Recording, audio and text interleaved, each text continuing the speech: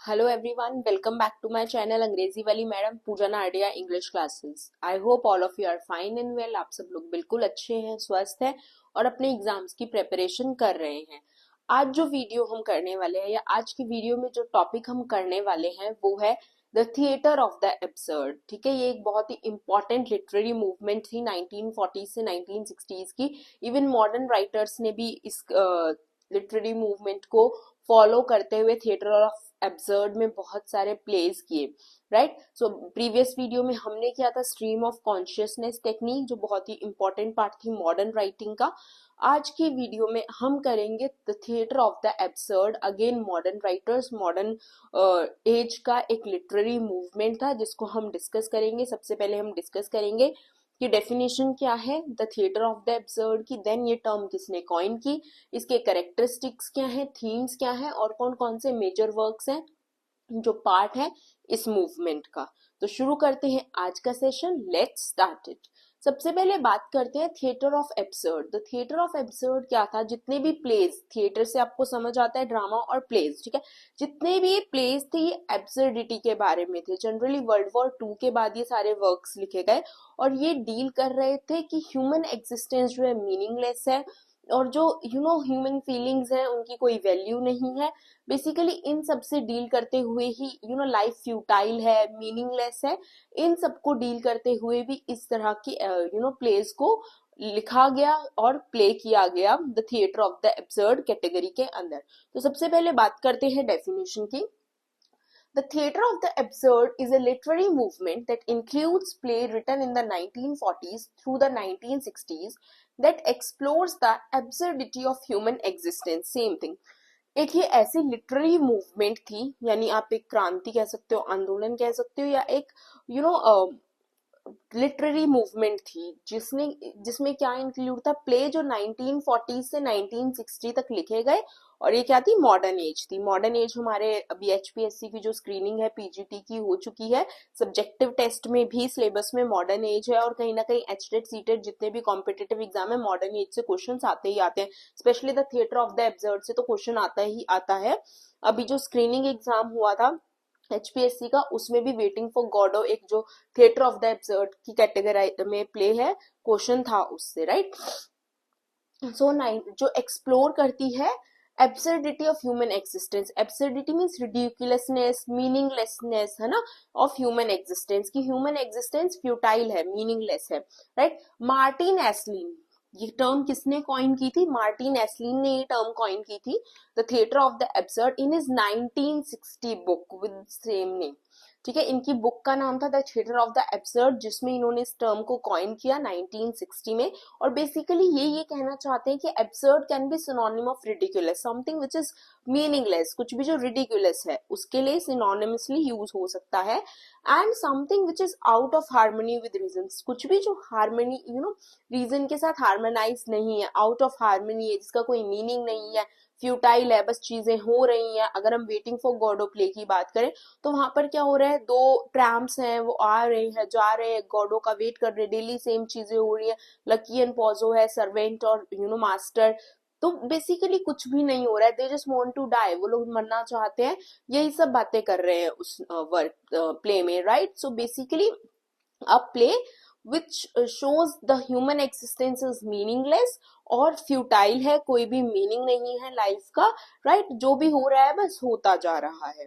Fine, अब हम बात करेंगे कैरेक्टरिस्टिक्स की, कि जो थिएटर ऑफ द एब्सर्ड था या इसके अंडर जो प्ले लिखे गए उनका क्या कैरेक्टरिस्टिक्स होते हैं। अगर हम बात करें करेक्टरिस्टिक्स की थिएटर ऑफ एब्सर्ड के, तो करेक्टरिस्टिक्स क्या? A focus on the idea that human existence is meaningless and illogical. इसका जो मेजर फोकस होता है, ये आइडिया होता है इन प्लेस का कि जो ह्यूमन एग्जिस्टेंस है वो मीनिंगलेस और इलॉजिकल। चाहे हम हेरोल्ड पिंटर की बर्थडे पार्टी की बात करें या फिर यूगीन आयनेस्को के चेयर्स की या फिर हम सैमुअल बैकेट के वेटिंग फॉर गॉडो की, तो इन सब में यही दिखाया गया कि जो ह्यूमन एग्जिस्टेंस है वो मीनिंगलेस है और इलॉजिकल है।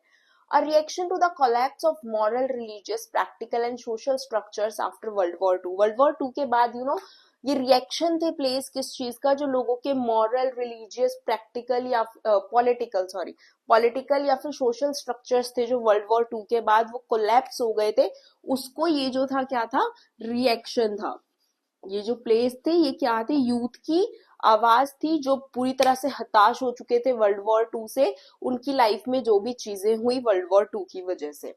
A pessimistic view of humanity's struggle to find purpose and control its fate. Optimistic क्या होता है, आशावादी। Pessimistic मतलब निराशावादी। तो एक निराशावादी तरीका, एक फुल ऑफ होपलेसनेस है वहां पर ह्यूमैनिटीज की स्ट्रगल की, कि वो क्यों, to find purpose and control its face, यानी टू फाइंड करना कि वो क्यों जी रहे हैं, या उनकी लाइफ में कुछ भी जो हो रहा है क्यों हो रहा है, और उसको कंट्रोल करने की कोशिश कर रहे हैं। जैसे वेटिंग फॉर गॉडो है, वो दो ट्रैम्प्स हैं, they are doing nothing, nothing is happening in the play, they are just sitting, going every day, coming back, waiting for Godot, and what they are thinking कि Godot आएगा तो Godot के आने से क्या होगा, उनकी लाइफ चेंज हो जाएगी। ठीक है, तो they try to find purpose and control its fate.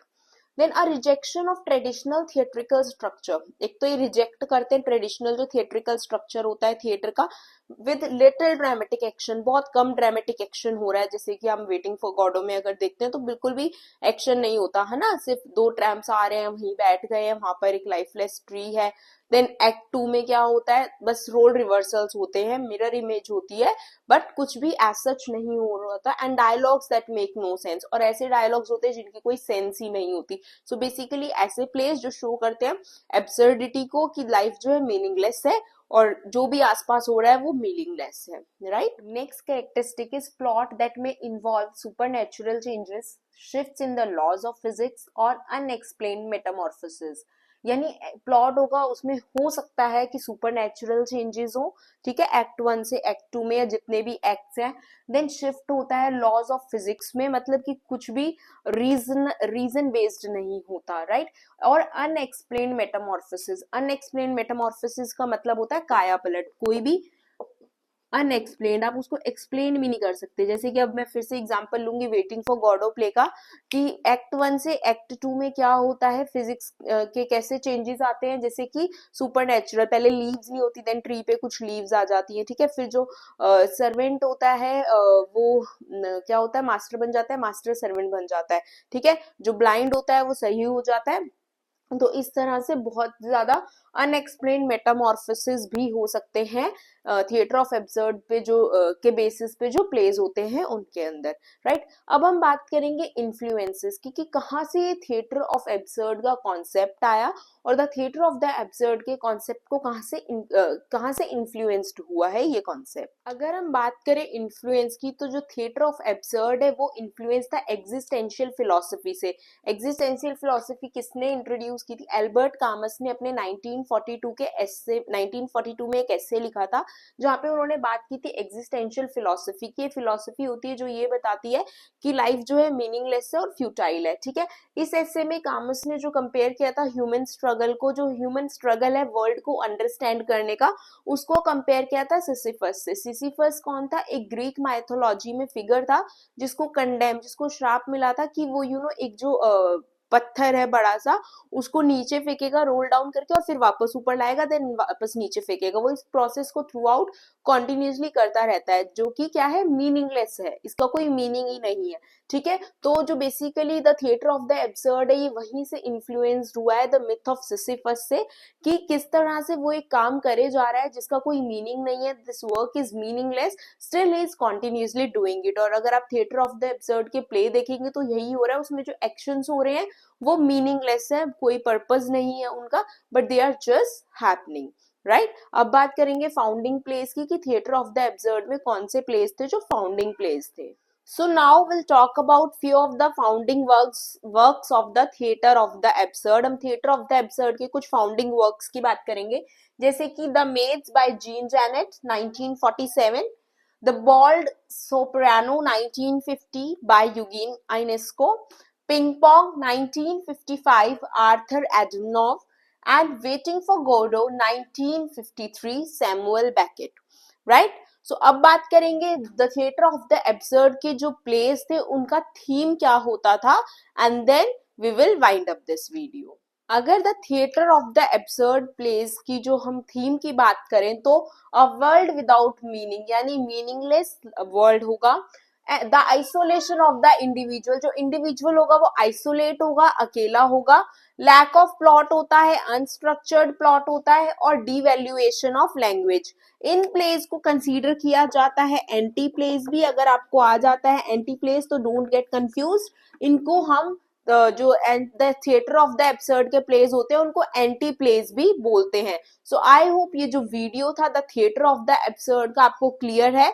अगर इस पे बेस्ड कोई भी क्वेश्चन आता है तो आप इजीली अटेम्प्ट कर पाएंगे। हो सकता है शॉर्ट नोट में आपको ये क्वेश्चन आ जाए, या कुछ भी इससे बेस्ड आपको एग्जाम में जरूर आएगा ही आएगा। अगर आपको वीडियो पसंद आया तो please like and subscribe the channel. Thank you so much for watching this video. All the best for your exams. Have a nice day.